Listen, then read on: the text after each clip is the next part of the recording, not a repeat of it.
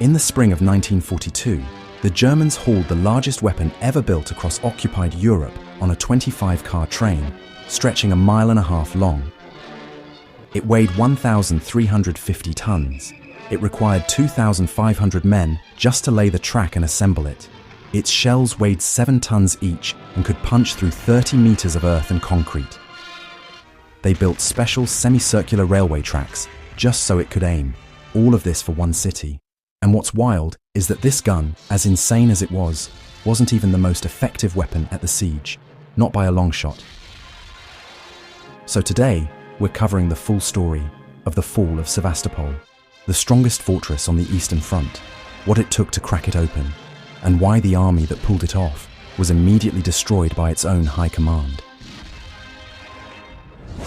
Before we get to the guns and the fighting, you need to understand why Sevastopol mattered enough to justify all of this. In early 1942, Hitler was planning Case Blue, the massive summer offensive aimed at the Caucasus oil fields and ultimately Stalingrad. But Case Blue couldn't launch while Sevastopol held out.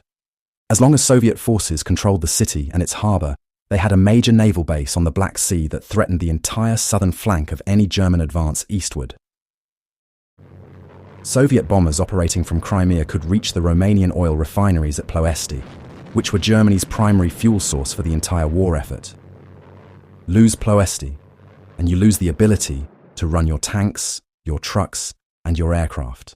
And on a more practical level, the German divisions that were besieging Sevastopol couldn't be released for the summer offensive until the city fell. So taking Sevastopol wasn't optional. It was a prerequisite for everything else Germany wanted to do in 1942. The whole summer offensive schedule depended on it. Now, Sevastopol had been a fortress since the Crimean War.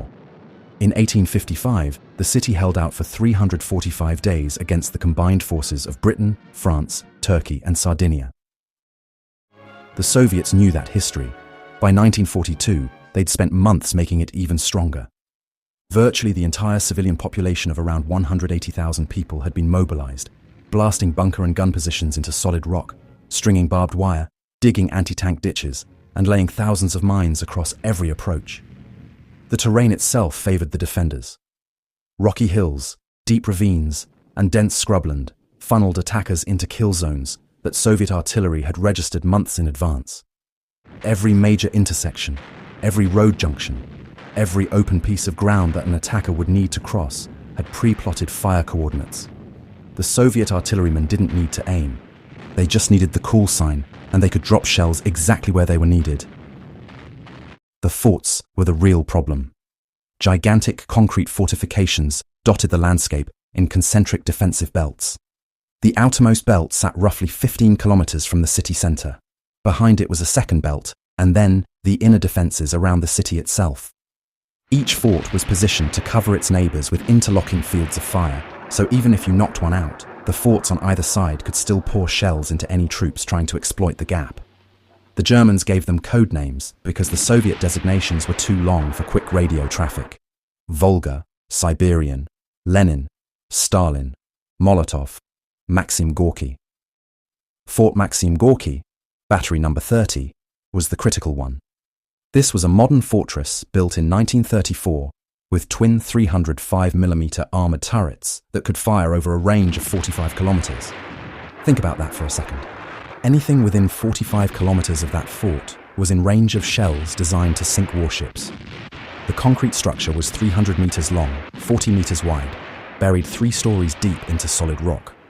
The roof was 3 to 4 metres of reinforced concrete. The walls were 2 to 3 metres thick. Inside, it had its own underground water supply, power generators, a fully equipped field hospital, engineering workshops, and ammunition arsenals stocked for a prolonged fight. You weren't knocking this out with a few bombing runs, and Maxim Gorky wasn't alone. Fort Molotov, Fort Stalin, and several other major positions were each serious obstacles in their own right, and together they formed a defensive network that was probably the most heavily fortified position anywhere on the Eastern Front. On top of the fixed fortifications, the Soviets had concentrated serious firepower inside them. By the time of the final German assault, the defenders had 8 305mm guns, one 188mm gun, 10 152mm guns, and 17 130mm guns. All naval weapons originally designed for warships, now mounted in permanent concrete emplacements with virtually unlimited fields of fire overlooking every approach. The standard German infantry assault tactics of suppressing a position with mortar and machine gun fire before sending men forward to close with the enemy simply didn't apply here. You couldn't suppress a 305mm naval turret with mortar rounds. The shells it fired weighed hundreds of kilograms each and could destroy anything the Germans brought within range. And the men behind these guns were Black Sea Fleet sailors and Marines. Naval personnel fighting on land had a reputation on the Eastern Front for fanatical resistance. They didn't surrender easily, they didn't abandon positions, and they fought in close quarters with a willingness to take casualties that made every position a grinding fight. The man responsible for cracking all of this was Erich von Manstein, commanding the 11th Army. But his army was in rough shape. Divisions had between 35 and 75% of their authorized strength. The weakest was short 2,300 men. One division had to dissolve an entire regiment just to bring the others up to something functional.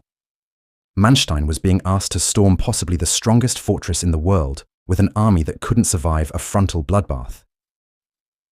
But before he could focus on Sevastopol, the Soviets held a bridgehead at Kerch on the eastern tip of Crimea with 3 full armies threatening his rear. On May 8th, he launched Operation Trappenjagd. The Soviet command at Kerch was badly organized. Lev Meklis, Stalin's political representative, had overridden local commanders and insisted on dispositions that left forces dangerously vulnerable. When Manstein hit, the response was confused and slow. Within 6 days, German troops entered Kerch. Only 37,000 Soviets escaped. Roughly 28,000 were killed and 147,000 captured. 3 armies destroyed at a cost of 3,397 German casualties. Now Manstein could turn everything towards Sevastopol. Okay, so this is where the story gets visually insane. Between April and June 1942, the Germans assembled what was probably the most powerful concentration of artillery ever gathered for a single operation in the history of warfare. The siege train that rolled into Crimea during those weeks looked like it belonged in a different era. Some combination of medieval siege tactics and 20th century industrial production scaled up to a level nobody had attempted before. First came the Karlgerät mortars. These were 600mm self-propelled siege mortars, the largest self-propelled artillery pieces the Germans produced. They named them after Norse gods, Thor and Odin. Each one fired a concrete-piercing shell weighing 2.4 tons.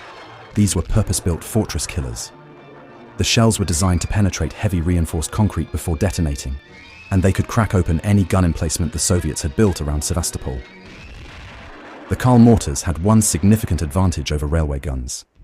They could move under their own power, which meant they could be repositioned to engage different targets without building new rail spurs. But they were still enormous and painfully slow. Reloading took time, and accuracy was limited, and Manstein had a serious supply constraint. He only had 122 shells for both Karl mortars combined. Once those 122 rounds were expended, Thor and Odin were finished. Every single shot had to be aimed at a target that justified spending an irreplaceable resource. And then there was Schwerer Gustav, also called Dora. This was the largest caliber rifled weapon ever used in combat, before or since. An 800mm railway gun, meaning the bore of the barrel measured 80 centimeters across. The complete assembled weapon weighed 1,350 tons. The train carrying all its components stretched 25 cars long, roughly 1.5 kilometers from front to back. Assembling the gun, once everything arrived at the firing position, required 250 men working continuously for 54 hours. Laying the special curved railway tracks it needed to traverse and digging the embankments to support the weight required another 2,500 personnel. And because a weapon this expensive, this irreplaceable, and this slow to redeploy would be an obvious target for Soviet aircraft, 2 full flak battalions consisting of hundreds of men and dozens of anti-aircraft guns were assigned purely to protect Gustav from air attack while it was firing. The numbers on the ammunition are hard to believe. Gustav's armor-piercing shells weighed 7,100 kilograms each and could reach targets at 38 kilometers. Its high-explosive shells weighed 4,800 kilograms and could reach 47 kilometers. When a high-explosive round impacted, it blasted a crater 10 meters wide and 10 meters deep. The concussive force alone could kill or incapacitate anyone within a significant radius, even without shrapnel. Gustav was one of the most spectacular weapons ever deployed in any war. But here's the thing that always gets left out of the dramatic retellings. Manstein only had 48 shells for Gustav. The gun required a crane to load each round. The time between shots was substantial. Accuracy at anything approaching maximum range was limited. Gustav was an engineering marvel and an incredible piece of filmable content for German propaganda cameras, and it did score some genuinely remarkable hits. But the battle for Sevastopol was ultimately won by conventional artillery and the Luftwaffe, not by superweapons. The tens of thousands of stockpiled shells for standard howitzers did the real work of breaking the Soviet lines. The superweapons make incredible content, but the conventional guns won the battle. The other critical piece was the Luftwaffe. General Oberst von Richthofen's 8th Fliegerkorps brought roughly 600 aircraft, including a heavy concentration of bombers and Stukas. The air campaign against Sevastopol surpassed by far the bombings of Warsaw, Rotterdam, or London. From June 3rd to the 6th alone, 2,355 sorties dropped 1,800 tons of explosives. A Soviet division commander recalled bombers coming in groups of 20 to 30, wave after wave, literally ploughing up the earth. German aircraft were above their positions all day long. An enormous dark grey cloud of smoke and dust eclipsed the sun. On June 2nd, the full bombardment opened up. Every German gun within range, from light field howitzers to Gustav itself, began firing simultaneously. For 5 days and nights, German artillery and aircraft hammered Soviet positions without pause. The combined effect was something approaching total sensory annihilation for the defenders. Stukas screamed down in their near-vertical dives. Conventional batteries fired thousands of rounds per hour. The deep, bone-shaking concussion of the Karl mortars punctuated the barrage. And over everything, at irregular intervals, came the enormous detonations of Gustav's 7-ton shells. The bombardment burst blood vessels. It collapsed trenches and communication tunnels. It shattered reinforced concrete designed to withstand naval gunfire. It killed men through concussion alone, their organs failing from the overpressure without any shrapnel ever touching them. And it went on continuously for 5 days. On June 7th, the infantry went in. Gustav's specific targets tell you what those 48 rounds were aimed at. 8 shells at coastal batteries, 6 at Fort Stalin, 7 at Fort Molotov, 9 at White Cliff, an undersea ammunition magazine buried 30 meters below sea level, shielded by 10 meters of concrete. Nobody expected anything to reach it. One armor-piercing shell penetrated 30 meters of earth and detonated inside the underground store. That single shot destroyed a depot considered invulnerable. On June 17th, 5 rounds hit Fort Maxim Gorky and knocked out one of its twin turrets. By the end of the siege, Gustav had fired 47 of its 48 rounds and completely worn out its barrel. The weapon had to be rebored at the factory before it could ever fire again. But silencing the forts from above was only half the problem. Even after Gustav and the Stukas had torn the surface fortifications apart, the fighting underground continued.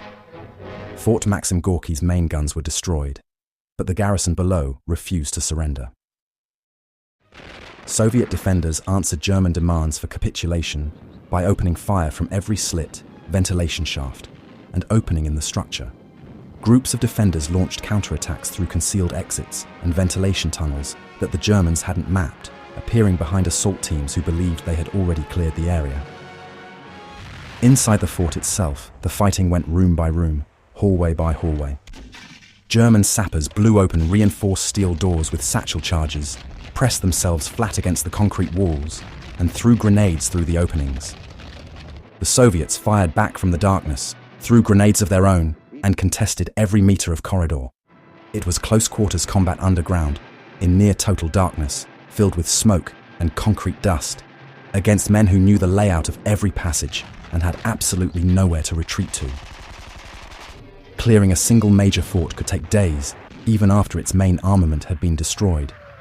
Ours above ground, conditions were a nightmare. The assault pushed through sweltering heat across terrain that weeks of bombardment had churned into rubble. Flies swarmed over everything. Smoke and ash drifted constantly. The smell of decomposing bodies became so overwhelming that soldiers on both sides wore gas masks just to keep fighting. When I was researching this, that detail came up independently in both German and Soviet accounts. It wasn't a one-off. It was a constant feature of the final weeks. The Soviet defenders fought with a ferocity that stunned even experienced German troops.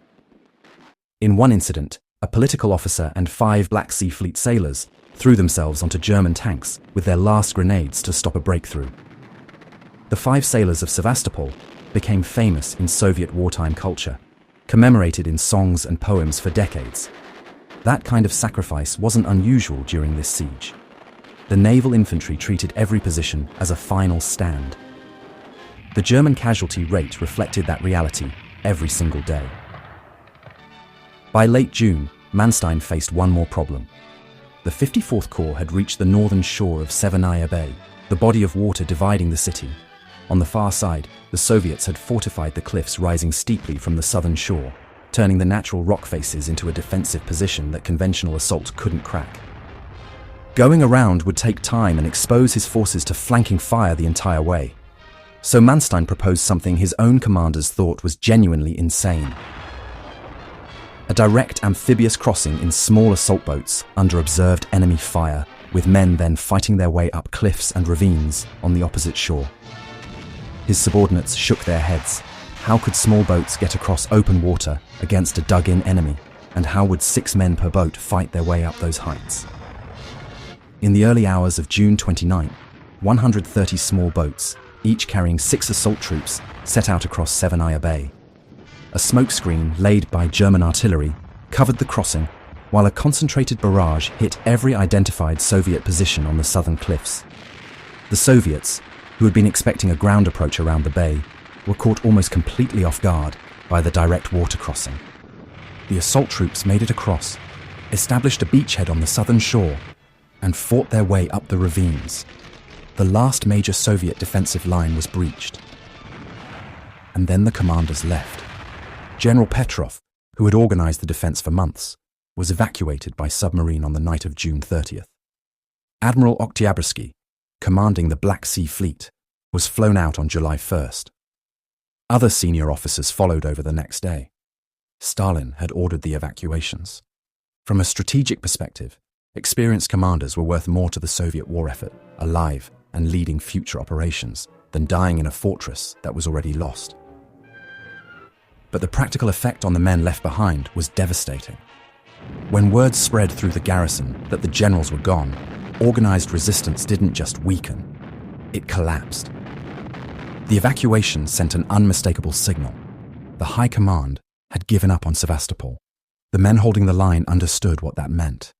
They were not going to be rescued. They were not going to be reinforced. They had been left. Tens of thousands of soldiers, wounded, and civilians streamed to the beaches of the Chersonese Peninsula, the last scrap of Soviet-held ground at the southwestern tip of Crimea. They gathered on the rocky shore and waited. They waited for ships, for submarines, for landing craft, for any kind of rescue. Nothing came. The Black Sea Fleet had decided the risk of losing more vessels to German air attack was too great. No evacuation fleet was dispatched. No rescue plan existed for the remaining garrison. The soldiers, sailors, and civilians standing on those beaches were waiting for something that was never going to arrive. On July 4th, Axis forces assaulted the peninsula. Many fought to the death, but 30,000 more surrendered. The siege was over after 250 days. The numbers are staggering. Roughly 95,000 Soviet prisoners, 467 guns, 824 machine guns, 758 mortars captured. Soviet dead and wounded between 50,000 and 60,000. The 11th Army suffered approximately 75,000 casualties. 30,000 tons of ammunition had been fired into the city. Most of Sevastopol was rubble. Hitler called Manstein, congratulated him, and promoted him to Field Marshal. It was Germany's last major victory of the entire war. And here's the part that should make you pause. The siege consumed so many resources and took so long that the 11th Army, the Luftwaffe units that had been decisive, and the operational talent of Manstein himself were all lost to the summer offensive. The army that had just cracked the strongest fortress on the Eastern Front was broken apart and sent in pieces across the front to plug gaps and reinforce other sectors. Richthoven's air power, which had been concentrated so effectively over Sevastopol, was dispersed to support operations elsewhere. Manstein himself was sent to command the failed siege of Leningrad before being redirected south. His reward for winning the hardest siege of the war was to have his army dissolved under him. Every man lost at Sevastopol was a man who wouldn't be at Stalingrad. Every shell fired into those forts was a shell unavailable for Case Blue. Germany won the battle and then immediately destroyed the instrument of that victory. And in May 1944, the Soviets came back and recaptured Sevastopol. The Germans tried to hold it as a fortress, exactly the way the Soviets had. They lasted barely a week. The last German defenders were pushed to the same Chersonese peninsula where Soviet soldiers had been abandoned 2 years earlier. And this time, it was the Germans standing on the beaches, looking out at empty water, waiting for ships that would never come.